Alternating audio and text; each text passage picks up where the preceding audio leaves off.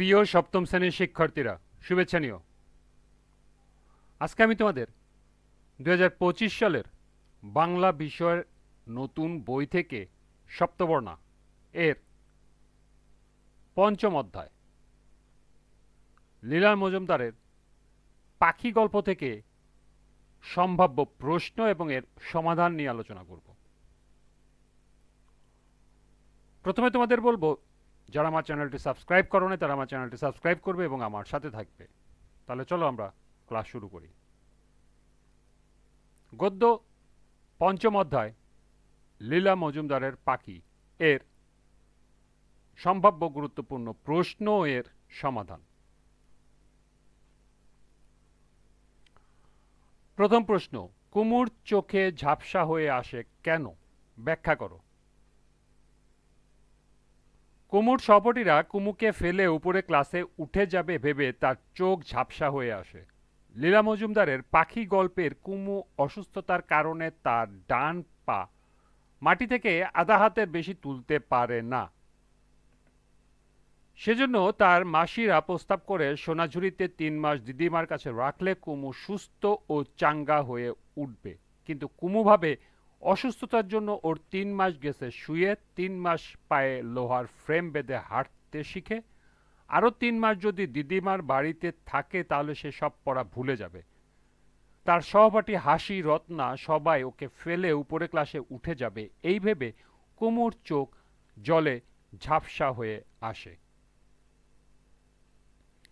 দ্বিতীয় প্রশ্ন ছিল, কুমুর চোখের দিকে পাখিটি একদৃষ্টে তাকিয়েছিল কেন? শিকারীর বন্দুকে রক্তাক্ত পাখিটি লেবু গাছের পাতার আড়াল থেকে সেবা পাওয়ার আশায় কুমুর দিকে একদৃষ্টিতে তাকিয়েছিল। পাখি গল্পে প্রাণীকুলের প্রতি মানুষের মমত্ববোধ বিশেষভাবে ফুটে উঠেছে। রক্তাক্ত বুনো হাঁস ও কুমুর স্নেহপরায়ণ মনের ভালোবাসায় সিক্ত হয়েছে গল্পটি।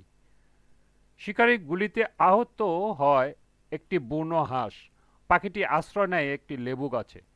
কুমু সকালবেলা জানলা দিয়ে পাখিটি দেখতে পায়। রক্তাক্ত ডানার পাখিটির দিকে তাকিয়ে একদৃষ্টিতে তাকিয়ে থাকে। সেবা পাওয়ার আশায় পাখিটি কুমুর দিকে একদৃষ্টে তাকিয়ে ছিল।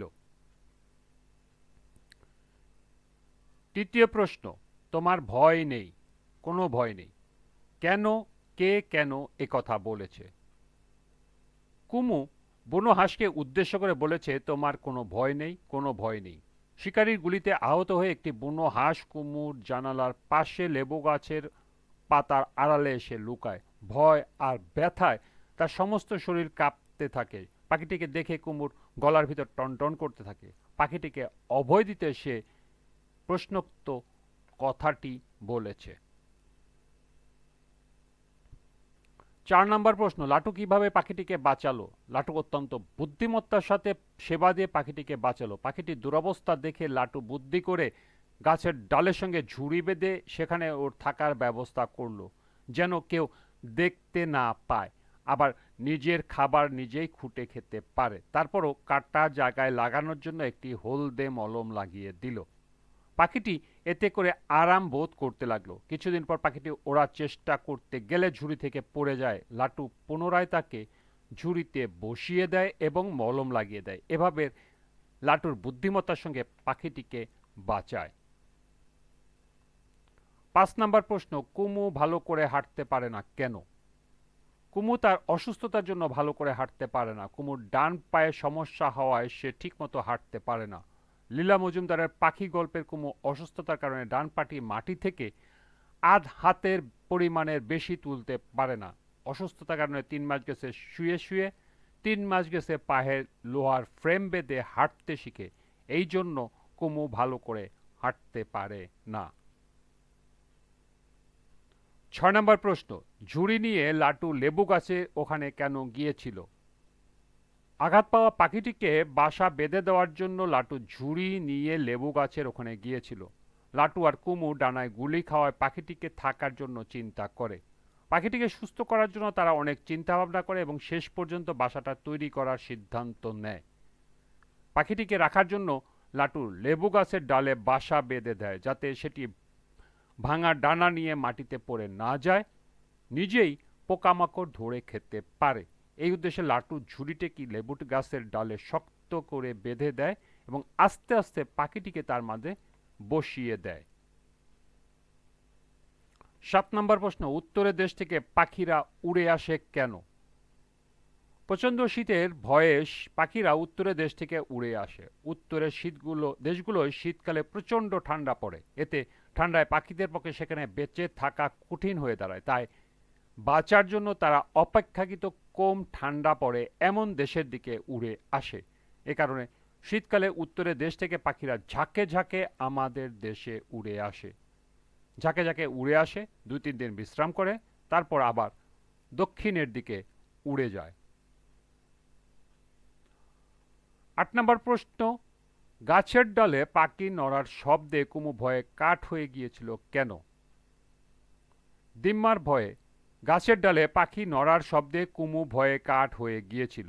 কুমুর ধারণা তার দিম্মা বুনো হাঁস পাখি এসব পছন্দ করে না, আর তাই সে লাটু যে বুনো হাঁসটা সেবা করছে যদি দিম্মা জানতে পারেন তাহলে পাখিটিকে সে ফেলে দেবেন। তার মনে হয়েছে দিম্মা বলতে পারেন এসব নোংরা জিনিস ঘরে আনতে নেই।